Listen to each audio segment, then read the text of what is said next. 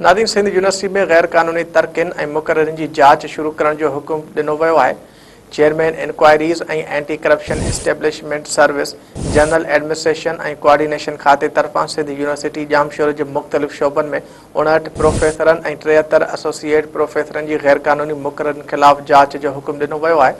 Sindh university में प्रोफेसरनि ऐं associate प्रोफेसरनि जी मुक़ररनि लाइ पेश कयल रिपोर्टनि ऐं तहक़ीक़ाती मक़ालनि में हेराफेरी ख़िलाफ़ एंटी करप्शन पारां यूनिवर्सिटीज़ एंड बोर्ड डिपार्टमेंट के सेक्रेटरी के जांच जो हुकुम ॾिनो आहे।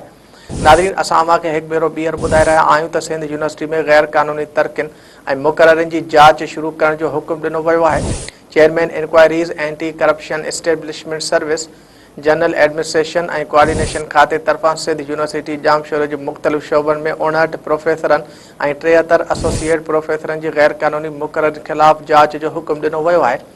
सिंध यूनिवर्सिटी में प्रोफेसरनि ऐं एसोसिएट प्रोफेसरनि जी मुक़ररनि लाइ पेश कयल रिपोर्टनि ऐं तहक़ीक़ाती मक़ालनि में हेराफेरी ख़िलाफ़ एंटी करप्शन पारां यूनिवर्सिटीज़ एंड बोर्ड डिपार्टमेंट के सेक्रेटरी के जांच जो हुकुम ॾिनो आहे।